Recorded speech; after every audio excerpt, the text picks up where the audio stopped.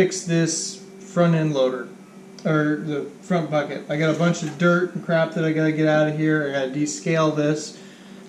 And I'm gonna take a good look at it while I have it all cleaned up, because it looks like this front section unbolts, which would make flipping this around and redoing the leading edge a lot easier.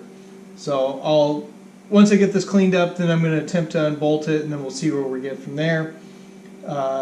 And it might be I still have to cut these tongs off, but if I can just cut them off, get the front end loose, and then it'll be a lot easier to clean up what's left. But anyway, I'll clean up this off camera and then come back when we actually get around to fixing this front end.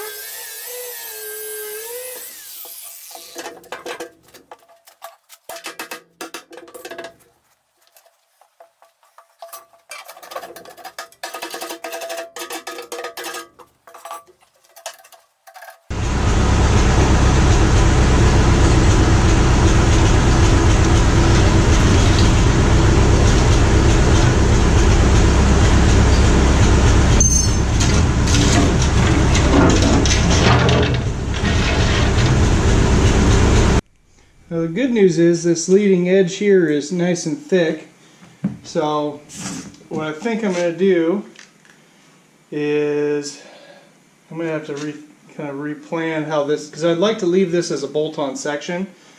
Probably I'm going to come in here and cut all these tines off right close to the base, but I might think about leaving a little nubbin behind, or I'll probably just add another piece of flat strap because it'd be lower profile.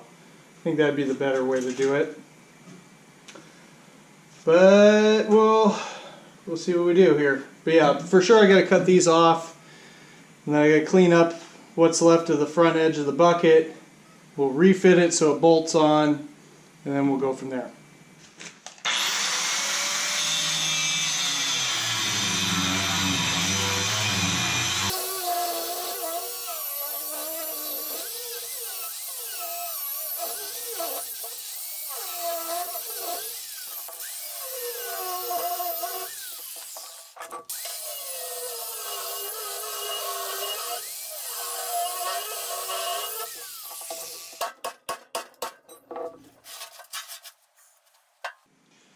It appears I'm going to have to take this up a few notches, so I think what I'm going to do is try a couple different things off camera, and whatever I figure out I'll bring you guys back once I'm there. I ended up just lopping these teeth off with the Sawzall.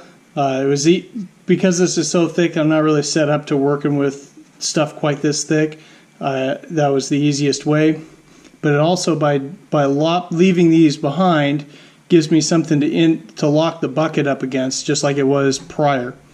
I am going to come in here and descale all this with the needle gun and then I'll probably grind these all down, just round them over as best I can, so that way when dirt's kind of going over the top of them, it's not as bad of a spot to snag everything on.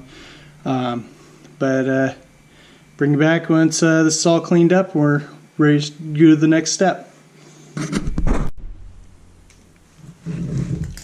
Now here's where we are. Got these kind of rounded over. Ultimately what I should do is get a piece of material that's the same width as this bottom plate. Cut this plate out. It'd actually be pretty easy to cut out, and then weld in a new one, and then just have to add in additional little overlap plates like this has here. I don't think I'm going to do that at this time because it's it's more cost than I really need. This is more of just a functional update. As long as these don't cause me any grief with material getting stuck in, it really doesn't matter. And I was going to do a similar cleanup effort to the front bucket here, but then I realized I'm going to be replacing this leading edge anyway, so why don't I figure out where I'm going to add in, mark it out, cut off that piece, and then I don't have to bother cleaning up something I'm not going to keep anyway. Once that piece is cut off, I'll mount this back to the front bucket, the back half of the bucket, get that all squared away, and we'll weld it in place so that way I don't have to fight it going back together. This front bucket has a bit of a twist to it already, so I think it'd be a lot easier if I was welding it in place. Hopefully it would cause a little memory in the front bucket. Other thing I'm going to do is on the piece I'm welding in, before it goes in here, I'm going to weld an additional strip along the leading edge, basically like a wear strip, so I'll bevel it and everything, so that way then I'm just pushing on that thickened edge instead of this thin sheet metal that it is now. So yeah, I'm gonna do some layout and figure that out and bring you back in a bit. Alright, as you can see, I took my plasma cutter, and this is a lesson in having the right tool for the job. This plasma cutter took significantly longer than it should have because it's not a very good plasma cutter. A little bit more money and you can get like a Hypertherm 212, which is just an awesome machine. I've used it before, and they're really not that expensive in the grand scheme of things, especially if you're going to do stuff like this on a regular basis. One I have is a bit cheaper. It's better than nothing, but not by a lot. Anyway, so you see all the stuff that I didn't have to clean up or straighten out. This is just going to go away. Got nice solid metal right here to weld to. I'm going to take in and grind this edge back, get it all dressed, ready to weld back up. Then we're going to bolt the bucket back on, the front half of the bucket back on to the rear, and continue on. Alright, we are getting a lot closer. You can see now how warped the kind of bottom of the bucket is, and I've been kind of thinking it over how I'm going to fix this. And what I think I'm going to do, because this edge comes out a little further than I wanted it to, I'm going to grind all this rust and nasty back, trim this plate up just a little bit so it sits inside of this space, and we're going to overlap it about that far. And I'll be able to basically tack it on the ends and then hammer the underside or put a jack or however, and basically just bring it up until it connects. We'll seam weld it along there, and then I'll take the bucket off or take this front piece off and then fully weld the underside.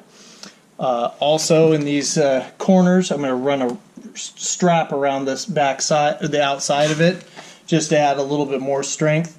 You see that on bigger pieces of equipment, but that's one of the weak points of this old bucket. I could see where it was actually tearing the metal away from the side pieces. So anyway, I got a little more cleanup and a little fitment to do, and then we'll continue on.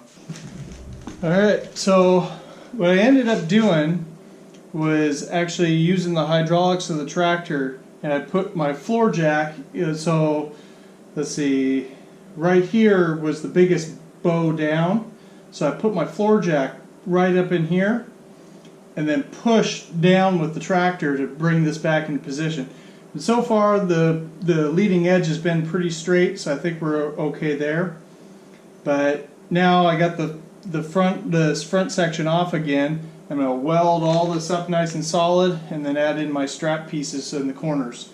So we'll weld it solid first, then we'll add the strap piece, so that way I have a nice easy thing to transition over when I weld and bend the piece over. Alright, well, I got it welded up, top side, bottom side. Did a little work in these corners just to kind of round them out and make them thick and solid.